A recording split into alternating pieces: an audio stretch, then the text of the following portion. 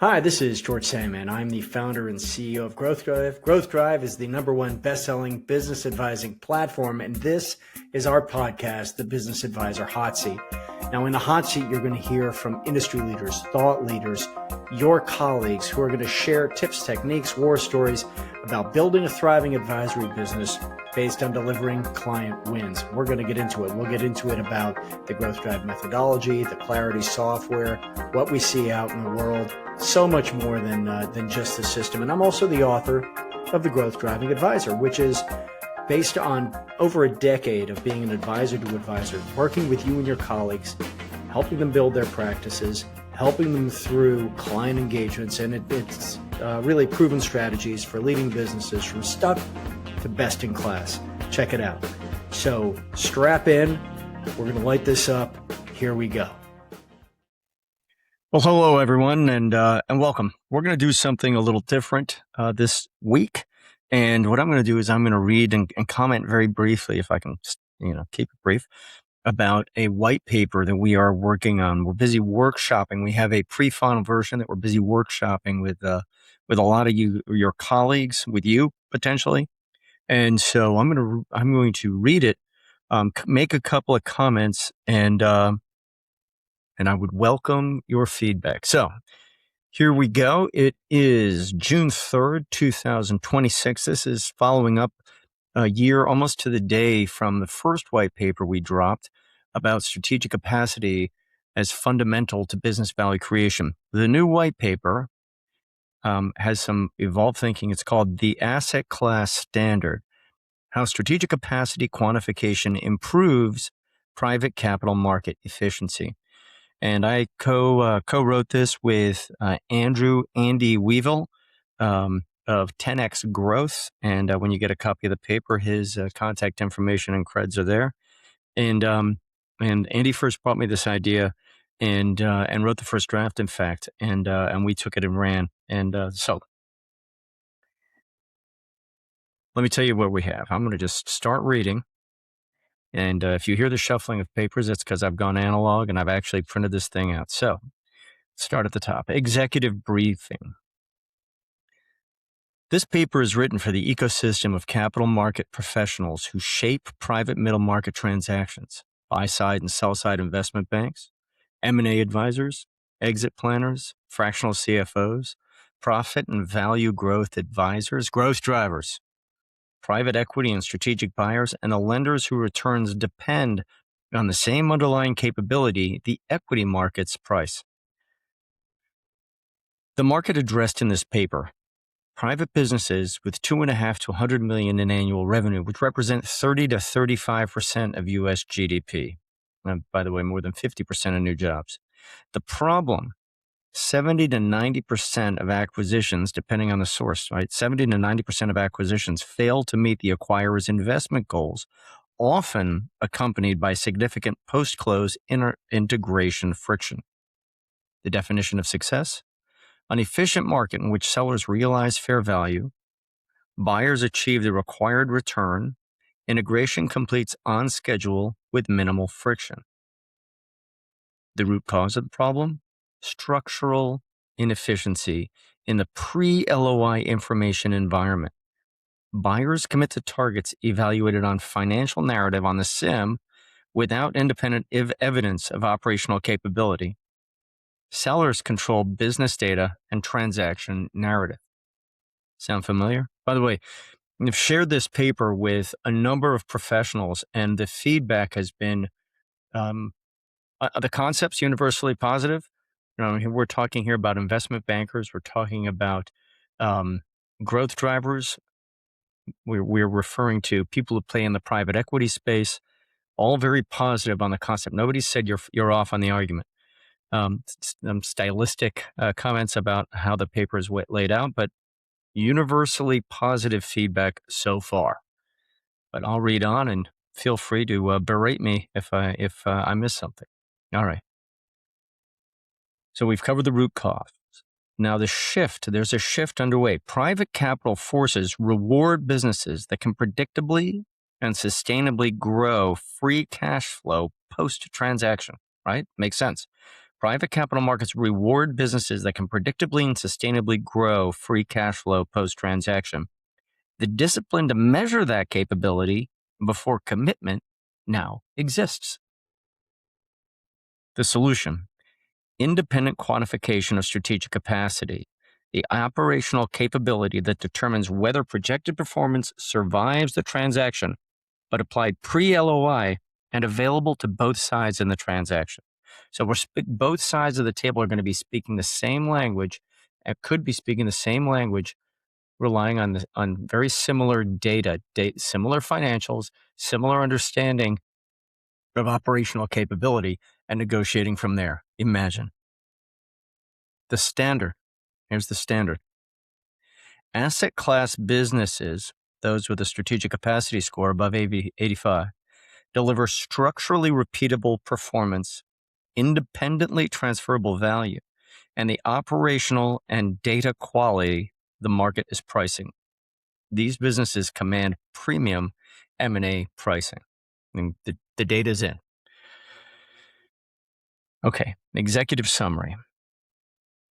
Between 70% and 90% of acquisitions in the 2.5 million to 100 million private middle market fail to achieve their intended objectives. Footnote 1, which is a Harvard Business Review article from 2020, don't make this common M&A mistake.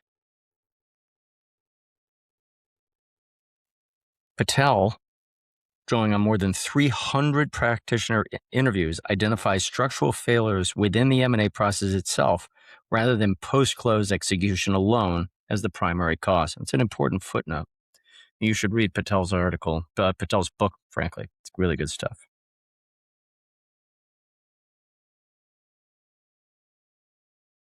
The cause is structural. Capital is committed against financial narratives, SIMS, confidential information memoranda, SIMS, EBITDA multiples, earnings before income tax, depreciation, and amortization, EBITDA multiples, growth projections without independent evidence of the operational capability that determines whether those narratives hold under new ownership. Footnote 2, SBA Office of Advocacy. Okay, there's some great data in there, U.S. Chamber of Commerce. A defined population of private businesses already operates at the institutional standard sophisticated capital rewards. Sandman 2025 calls this the asset class. Companies with strategic capacity scores of 85 or above, where performance runs on documented systems and proven non-founder leadership, value is independently transferable, and operations and data are themselves the asset the market is buying. Listen, and operations and data are themselves the asset the market is pricing. Asset class businesses command premium M&A pricing, attract ideal fit acquirers, and unlock the full range of private capital monetization options, platform acquisitions, annuity stream distributions, and strategic buyer premiums. Strategic capacity is the measurable construct that defines this standard. It is the primary driver of transferable equity value in private capital markets, per Sandman and Weevil in 2025. That's the last year's white paper. Okay. Transferable equity value in private capital markets, quantified across 24 growth-driving objectives, organized into 3 dimensions of growth: predictable profits and cash flow, predictable sustainable growth, and predictable transferable value. Operational maturity exists on a continuum, and strategic capacity measures position on it directly. The asset class marks the point at which it reaches institutional standards. Applied to pre-LOI target evaluation, the methodology produces 4 compounding improvements to what we have today. 1, it identifies the highest probability return targets. Asset class businesses, measured, not asserted, represent the highest confidence acquisitions for buyers seeking predictable post-close performance without structural transformation costs. 2, it gives buyers independent operational intelligence pre-LOI. A quantified strategic capacity score, a modeled transferable equity value calculation, and an actionable readiness roadmap produced in hours not days, weeks, or months, produced in hours, convert target evaluation from narrative judgment, qualitative, into evidence-based qualification, which is quantitative. Okay, we're moving from qualitative to quantitative. We are quants. 3, it equips sellers to present defensible operational quality. Sellers who demonstrate high strategic capacity with evidence command higher valuations from the buyers best suited to value what they have built. I'm going to dig in on that a little bit. It equips sellers to present defensible operational quality. So if you're presenting a company to the market, investment bankers, growth drivers, CPAs, if you're presenting a business to the market, imagine having evidence that this business can predictably and sustainably grow free cash flow independent of the current shareholders. Imagine. 4. Nope, I'm sorry. 3. It equips sellers to present defensible operational quality. Sellers who demonstrate high strategic capacity with evidence command higher valuations from the buyers best suited to value what they have built. 4.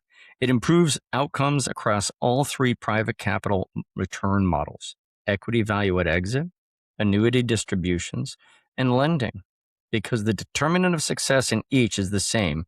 Can this business deliver predictable and sustainable growth under new ownership or capital structure?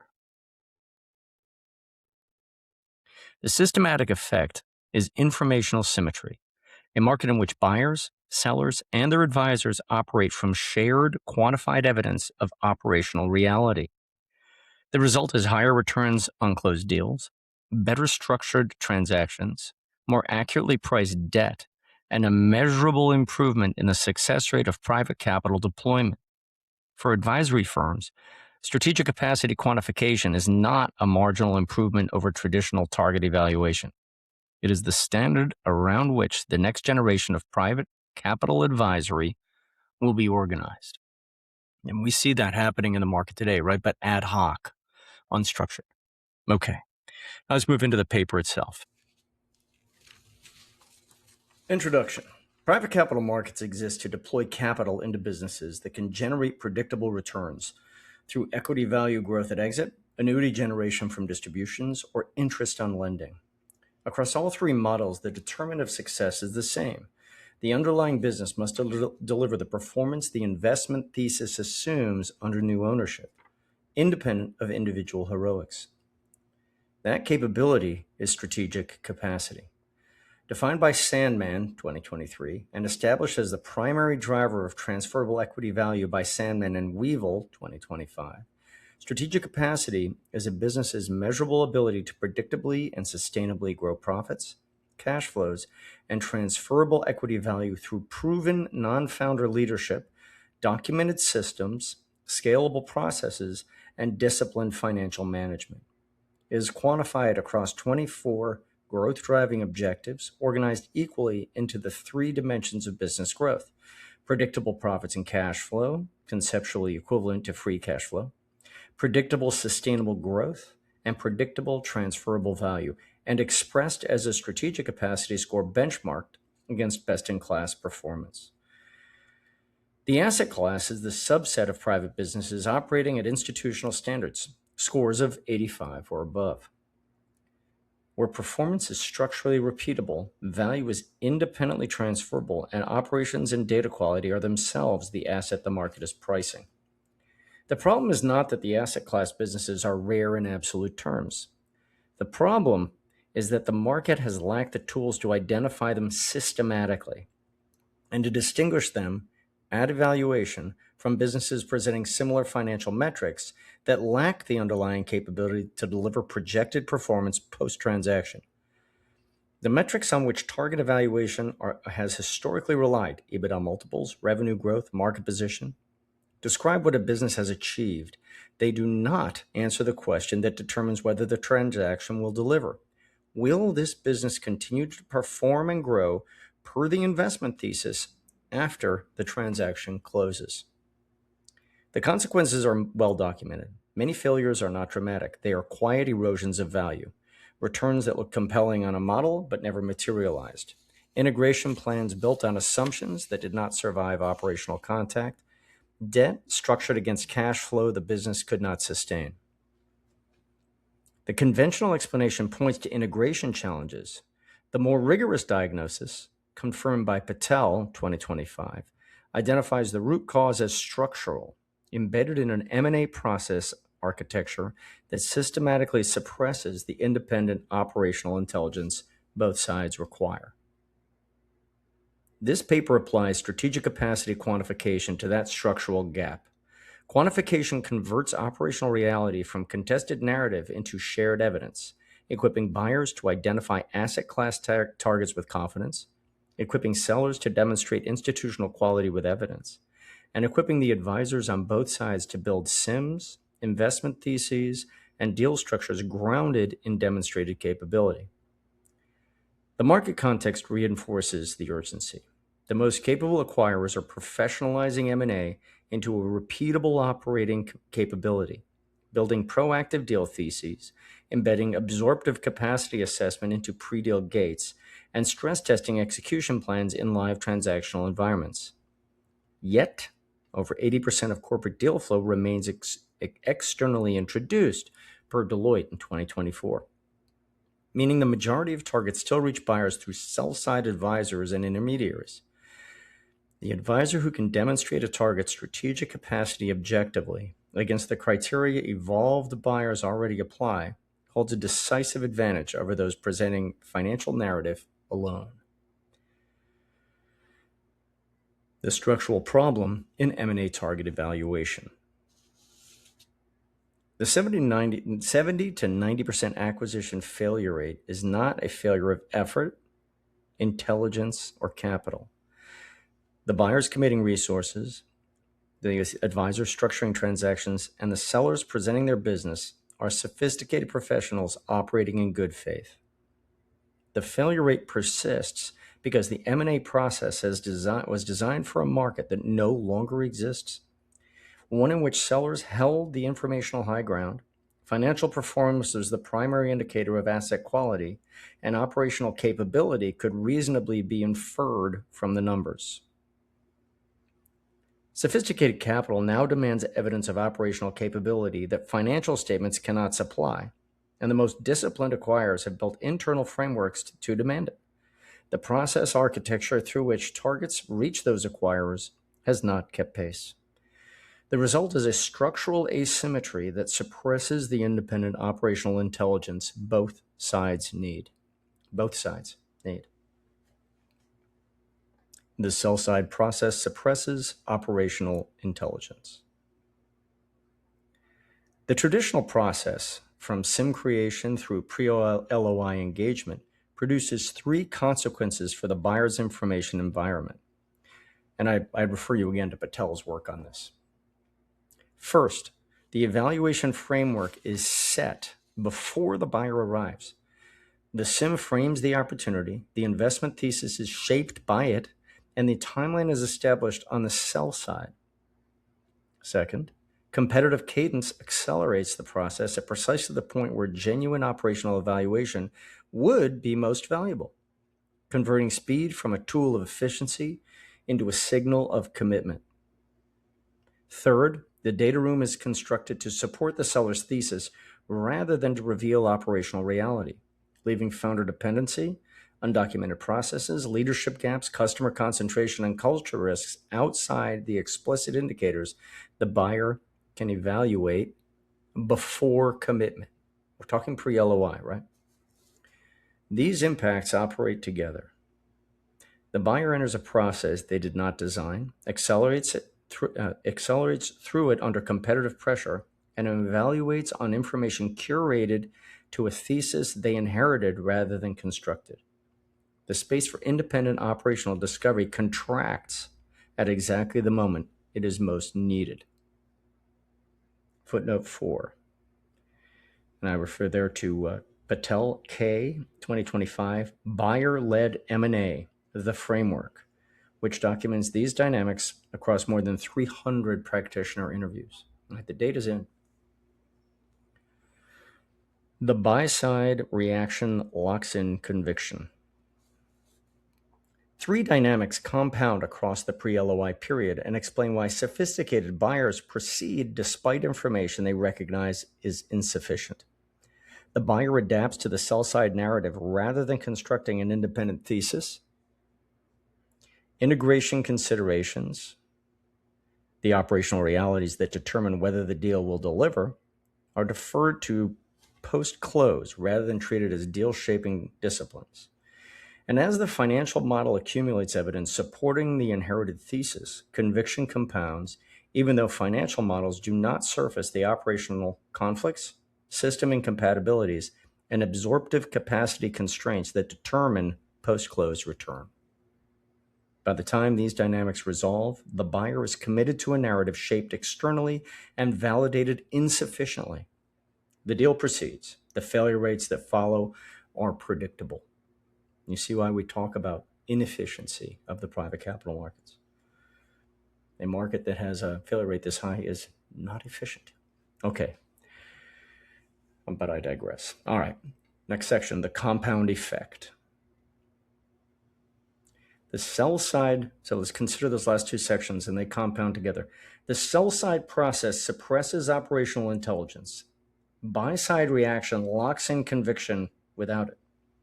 Together, they explain not only why acquisitions fail at the rates they do, but why those failure rates have persisted despite decades of sophistication, increased sophistication in financial diligence, deal structuring, and integration management. The financial discipline of M&A has advanced. The operational discipline required to match it has not, until now.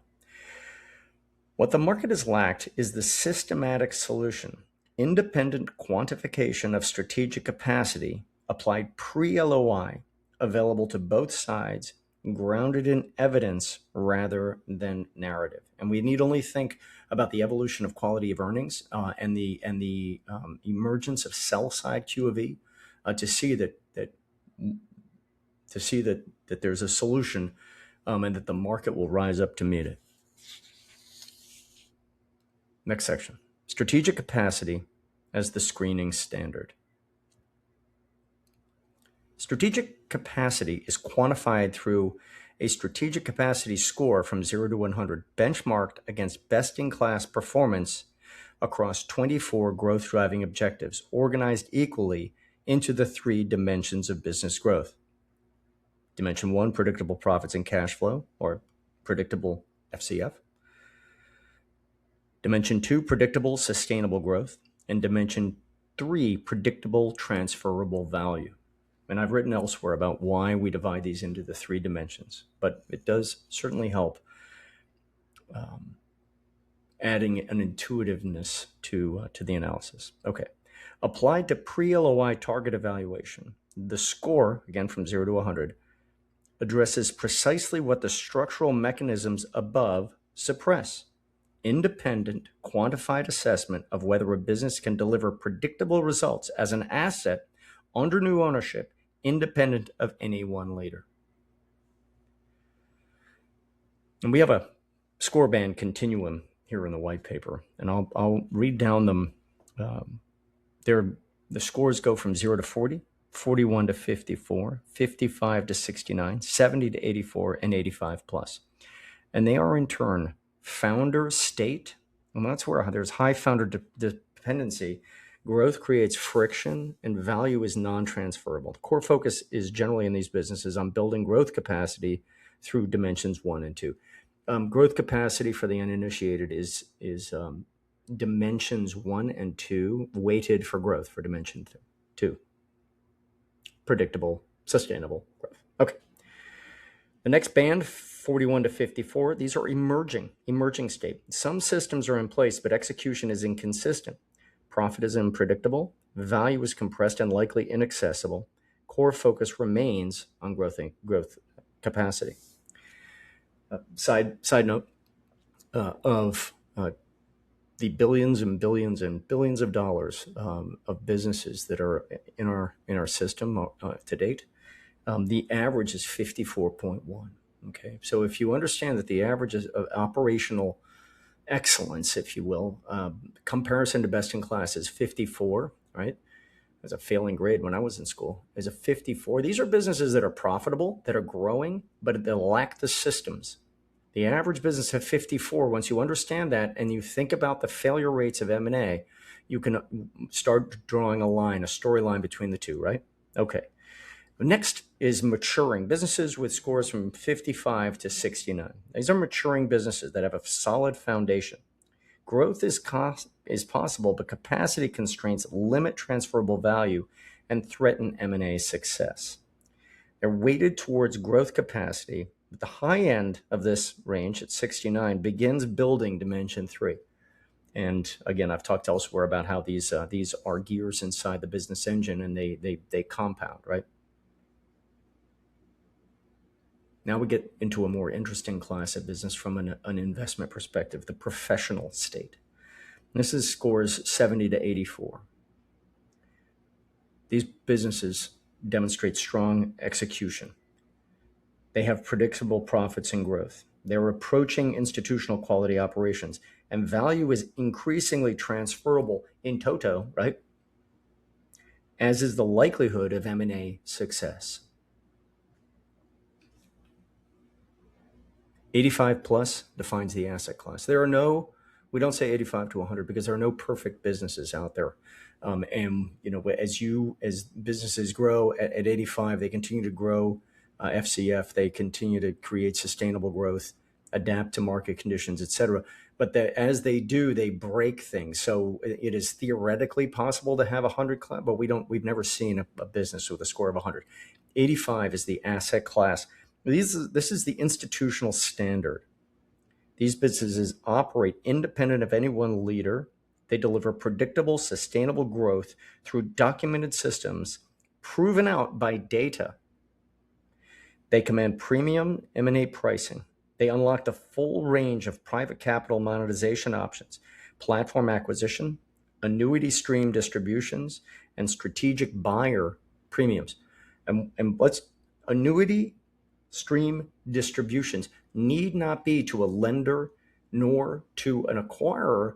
Those can be to the shareholders, the current shareholders of the business. We're talking about prosperity, wealth, and value creation, asset class. And below the chart, we have a comment.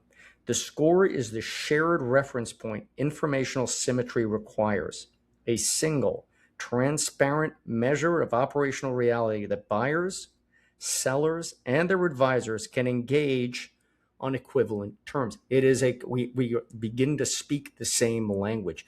We blow the smoke out of the deal. Transparency, deal transparency. Imagine. The asset class. Operational substance behind the score. Now let's get into some detail. What follows is the operational substance behind the score. Evaluated against each of the three dimensions. What follows is the operational substance behind the score evaluated against each of the three dimensions. I'm going to go through the three dimensions in turn. Dimension 1, predictable profits and cash flow, establishes operational foundations.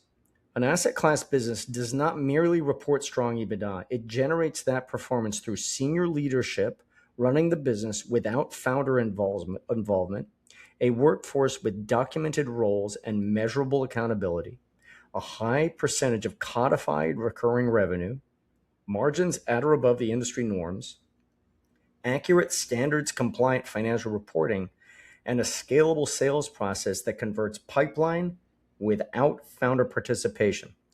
Standard operating procedures, or SOPs, for on-time, on-spec delivery are documented, universal, and enforced. Customer satisfaction is measured, managed, and structurally embedded in retention.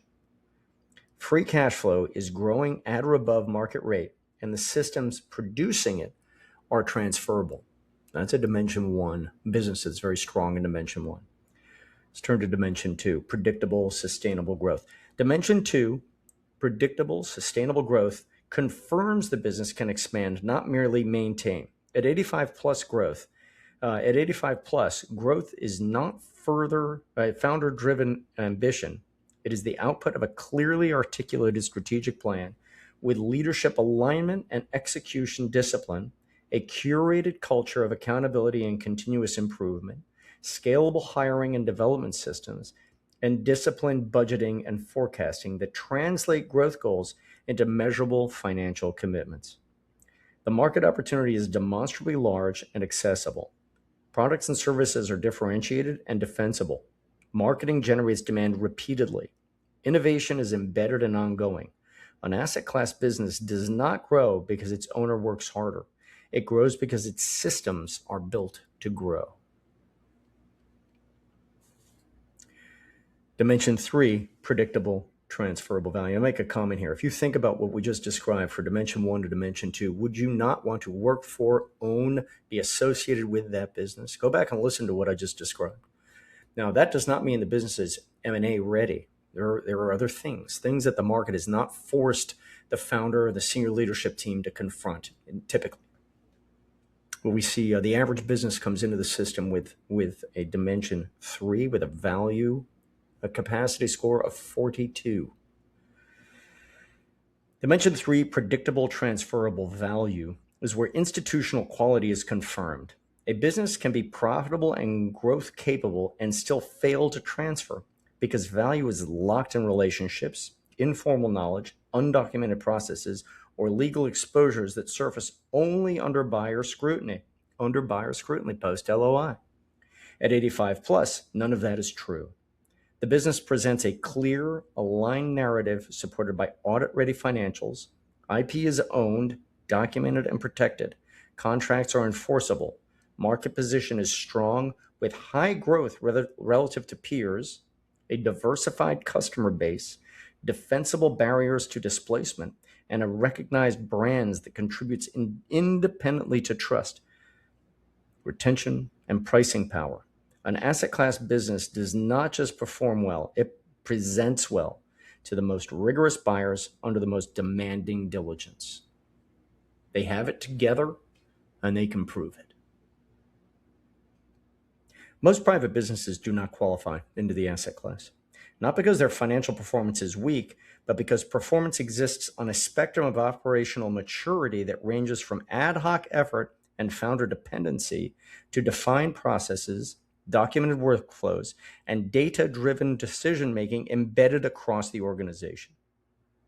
The degree to which a business operates through structured systems independent of any one leader determines the predictability and sustainability of its free cash flow growth, and therefore the transferable value private capital can price with confidence. Right? What happens after an LOI? The price starts getting whittled down based on risk. An asset class business presents as a very low risk, high confidence asset.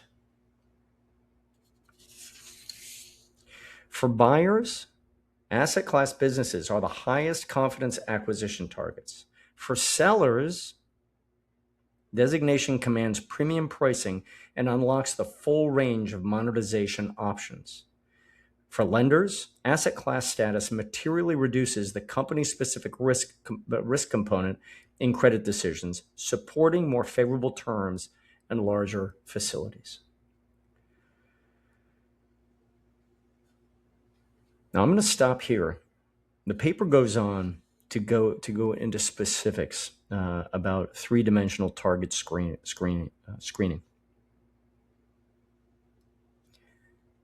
Each dimension consists of 8 growth-driving objectives and addresses a fundamental question sophisticated buyers and the sellers preparing to meet their scrutiny ask during target evaluation. Dimension 1 surfaces the operational reality behind the financial narrative. Dimension 2 grounds the growth thesis in scalable infrastructure. And Dimension 3 establishes the deal readiness financial models alone cannot validate. Following an objective and key result OKR methodology, footnote 5, the OKR methodology was developed by Andy Grove at Intel in the 70s, and C. Grove A, 1983, High Output Management, and popularized by John Doerr at Google in 1999. See Doerr, John in 2018, Measure What Matters. Sandman adapted the framework to strategic capacity measurement in the Growth Driving Advisor 2023. Now I'm going to skip reading through the 3 dimensions. Okay. I'm going to move over and to point out that there's a 25th question, the 25th objective, which is time to market. In a bear market, you better have high strategic capacity, right? There's a flight to quality, and an asset class business presents as a high quality business. In a bull market, strategic capacity can be lower to achieve the same price and deal close success rate. And I discussed this with my good friend Bob Dunn, formerly of GF Data, now Chief Product Officer at ACG, the Association for Corporate Growth, and we geeked out about this and what we see in pricing in up markets and down markets. And a fascinating conversation. We did a podcast on it a while ago. So I'm off script here. Okay. I'm going to just talk about the principal transaction models, and then we'll wrap this up. How's that sounding? Okay. Strategic capacity across the principal transaction models, because capital is hydraulic. Capital finds a way. Capital has different risk tolerances and different mechanics for generating a return. Okay. And we're going to look at equity and debt. Strategic capacity quantification adds the same analytic. And by the way, same is true for commercial insurance, right? Business insurance. Think about it. Lenders and insurers have the same, have many of the same metrics by which they look, or many of the same lenses through which they look at a business. Okay. Strategic capacity across the principal transaction models. Strategic capacity quantification adds the same analytical layer to every private capital transaction, independent, evidence-based assessment of whether the underlying business can deliver what the investment thesis assumes. What that layer reveals and what it is worth to each side depends on the transaction model. And we go through several. Pure investment, build transferable value, and exit. Founder builds, sells into private equity, buys, builds, sells, etc. We're all familiar with that model. 2, platform.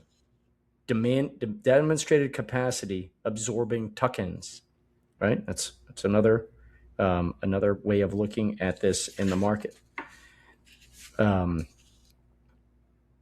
Tuck-in, for the tuck-in business, understanding the strategic capacity at a granular level of the tuck-in company and its developing capacity, right? That is very powerful. And then debt, pricing cash flow durability. I mean, at the end of the day, we are all pricing cash flow durability, aren't we? So the common thread across all 4 models, the methodology serves the same purpose. It converts operational reality from contested narrative into shared quantified evidence. Buyers gain independent intelligence calibrated to their transaction model. Lenders gain operational evidence of cash flow durability. Sellers gain the means to demonstrate quality with quantified support, and advisors gain the analytical discipline that distinguishes them from transactional intermediaries. The systemic effect is one this paper has argued throughout. A market in which every transaction, strategic, financial, or debt, is structured around shared operational evidence is one in which capital is priced accurately, deals are structured more durably, and the success rate of private capital deployment improves measurably. And we go into a discussion of how to create a strategic capacity score. And it won't surprise you that is using our software, the Clarity software and its companion, Claire AI. And we talk about why manual operational intelligence fails on its own terms, strategic capacity and quality of earnings. That's where I'm going to go next. Strategic capacity analysis and quality of earnings, complementary layers. Listen up. A second objection is that buy-side quality of earnings analysis already addresses operational risk. It does not. And the distinction matters. Q of E, quality of earnings, Q of E validates the financial record, testing whether reported earnings are real, sustainable, and properly normalized. Strategic capacity analysis validates the operational and human infrastructure that produces those earnings, testing whether the business can continue to deliver and grow under new ownership.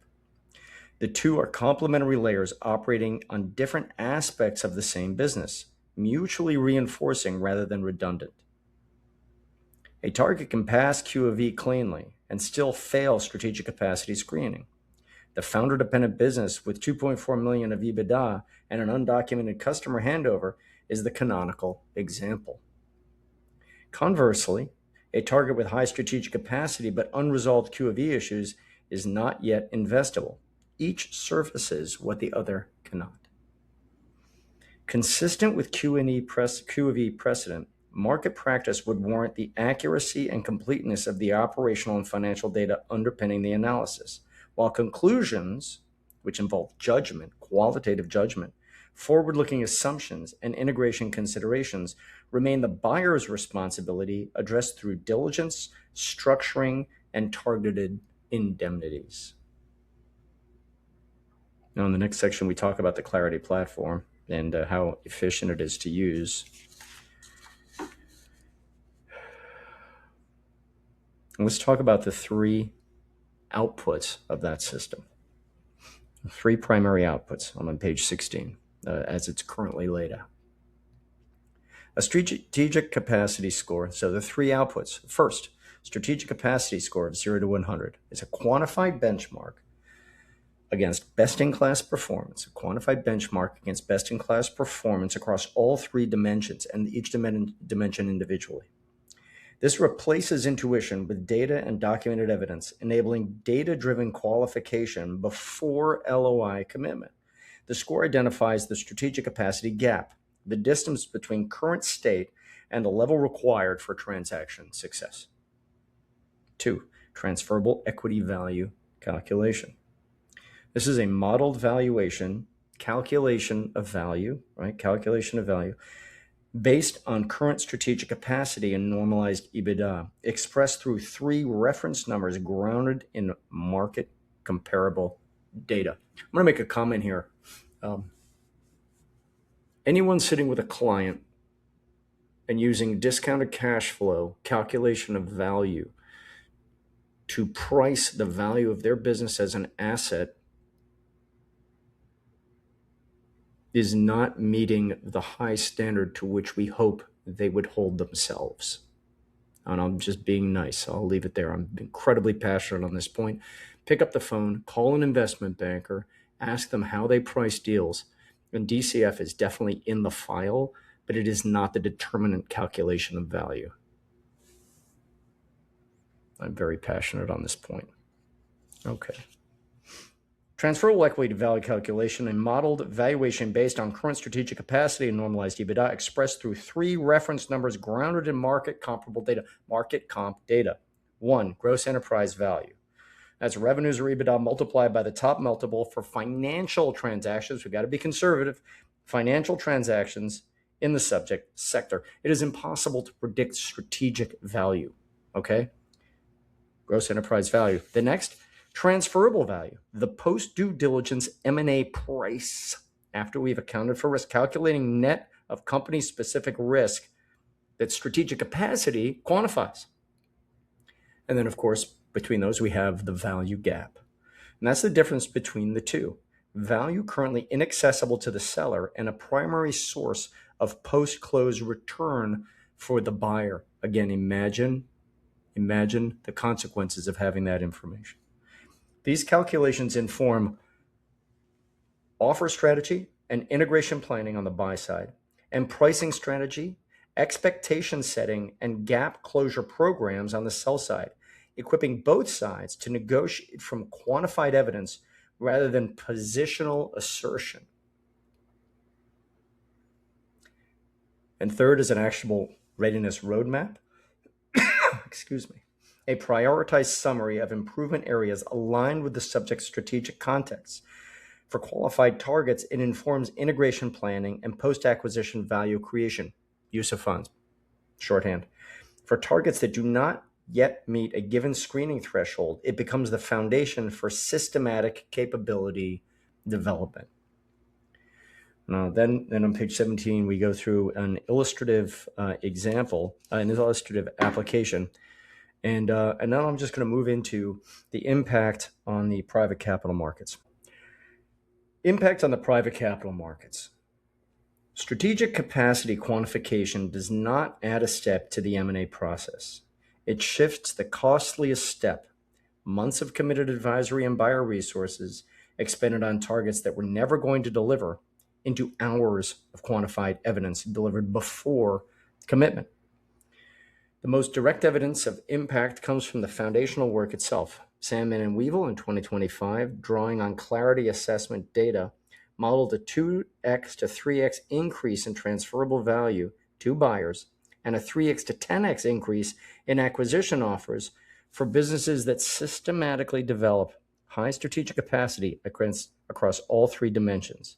These describe a category of value creation accessible to businesses that reach the asset class threshold, and a category of acquisition return accessible to buyers who screen for it. Risk mitigation. Systematic analysis identifies founder dependency, operational weaknesses, leadership gaps, and integration complexity before significant resource commitment, surfacing precisely the risks the structural sell-side mechanisms obscure.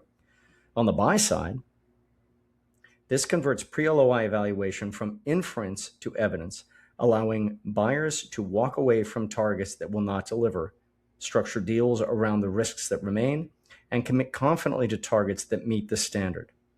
On the sell side, the same analysis identifies risks before they emerge in diligence, giving sellers the opportunity to address gaps, reset expectations, or restructure strategy before late-stage discovery costs are incurred. Because selling a business is not inexpensive either, right? For lenders, the same risk surfacing function operates against credit decisions, converting the company-specific risk component of credit pricing from inferred adjustment to an evidence-based one, supporting more accurate spread, covenant, and facility size decisions across the credit spectrum. Resource efficiency. Months of wasted due diligence are eliminated by focusing evaluation resources exclusively on targets with quantified transferable capability.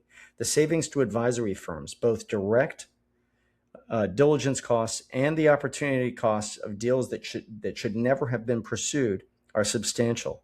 For sellers, the symmetric efficiency is equal. A quantified score and roadmap structure preparation time around the gaps that actually matter to buyers, rather than assumptions sellers and their advisors infer about buyer concerns. Portfolio returns. Screening for systematic capability rather than financial metrics alone directly improves the quality of closing deals. Because strategic capacity is the primary driver of transferable equity value, businesses with the highest scores are those most likely to deliver predictable post-close performance. The relationship is structural, and pre-LOI screening is where it becomes actionable. A buyer who screens for asset class capability acquires the businesses most likely to deliver the thesis. A seller who develops asset class capability commands the valuation the underlying quality warrants. A lender who prices credit against strategic capacity evidence funds the businesses most likely to service obligations through cycles. And there's been a marked rise in defaults on private capital loan instruments. But marked rise, okay? Deal velocity for qualified targets. Firms that screen more rigorously close faster on the deals they pursue. When transferable capability is quantified before commitment, pre-LOI, resources are deployed with confidence rather than distributed across a bloated pipeline of uncertain quality. And we all know the failure rate of deals trying to go to market. It's substantial.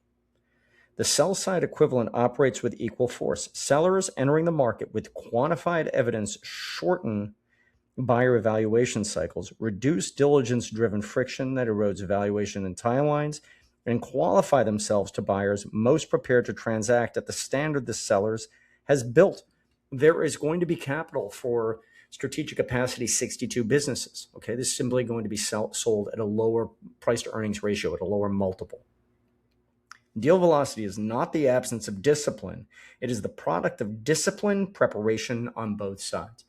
Imagine if deals went to market and they closed rapidly, not because there was a panic that one might lose the deal for a variety of reasons, right? How often does the seller just walk away from the table? Probably for strategic capacity reasons. So what if we build velocity because we have enough evidence to say, yes, this is a shoe-in, credit, Dune, approved, let's roll. The systemic effect. The four mechanisms compound. Risk is mitigated earlier. Resources flow to the right activity. Returns improve on the deals that close. Velocity accelerates for targets that warrant it. Deals that should close at fair valuations, equitable valuations, on credible timeliness, with both parties operating from the same evidence base. Capital is priced more accurately. Transactions are structured more durably. The success rate of private capital deployment improves measurably across strategic, financial, and lending markets alike. We then go on from methodology to practice and talk about the fact that the adoption barrier is compressed from months to hours. So the adoption barrier for analyzing strategic capacity pre-LOI is challenging. Once one has a very time-efficient mechanism for scoring strategic capacity, with the understanding that it will be done bona fide, right? Things change, and we offer those tools readily. By the way, you can buy my book and build your own system, $29.99, SRP on Amazon. Or we should talk.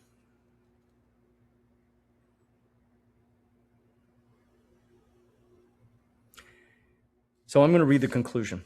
Let's wrap it up. Conclusion. Strategic capacity quantification represents the necessary evolution of private capital target evaluation, from financial assessment to systematic capability measurement, from narrative-dependent judgment to evidence-based decision, from the structural asymmetry that has produced decades of suboptimal outcomes to the informational symmetry that produces measurably better ones. The framework is established. Strategic capacity is the primary driver of transferable equity value in the private capital markets, measured across the 24 growth-driving objectives of the three dimensions, expressed through a score that positions every business on the operational maturity continuum from founder state through asset class. The methodology is operationalized. Clarity converts the framework into pre-LOI intelligence at the speed, depth, and consistency contemporary transactions require. The application is dual-sided. It benefits both sides of the table. Buyers gain independent operational intelligence before commitment. Sellers gain the evidence to demonstrate institutional quality. Lenders gain operational grounding for credit decisions. Advisors on both sides gain the analytical discipline that distinguishes strategic partnership from transaction intermediation. The most capable acquirers are professionalizing M&A into a repeatable operating capability. True. The most disciplined lenders are pricing credit against operational evidence rather than financial inference. True. Sellers and their advisors face the mirror, a market in which the buyers and lenders that matter most expect quantified evidence, and they will reward those who provide it and penalize those who do not. The asset class standard exists. The methodology to identify it, to develop it, and to price it accurately is proven. The infrastructure to deliver it at transaction speed is built. The question for M&A, private equity, lending, and capital market professionals is not whether the industry will adopt systematic strategic capacity quantification, but rather whether their firm will lead that adoption. And the adoption is happening, ladies and gentlemen. We then cite references: Deloitte, Dorr, Grove, Harvard Business Review, Patel, Everett, the Exit Planning Institute, GF Data, McKinsey, A lot of research went into this. I have bios for the two authors. Grab a copy, sit down, crunch on this, and you do not have to be an M&A professional to have this concept power your advisor business. Wealth advisors, listen up. Who better than you? Who better than you to talk with your clients about whether or not their business, which we have as an asset on their wealth plan, is in fact an asset class business? Whether the 25 million they state it is worth has any diligence around it, any reality. Is that transferable value? Is that a chimera? Is that number too high, too low? Who better than you to pick up the phone and call your client and say, hey, maybe we should talk about your business as an asset and invest just a little time, a little diligence in sorting out whether this business is the asset it needs to be. I hope you'll pick up the phone. You can call me, call your clients, get a copy of the paper, make it your own. And so with that, I'll say thank you very much. Please let me know your thoughts, your feedback. What did we hit? What did we miss? I really look forward to hearing from you. I'm easy to get hold of, george@growth-drive.com, growth-drive.com. And my last name is Sandman, Sandman. I'm therefore very Googleable.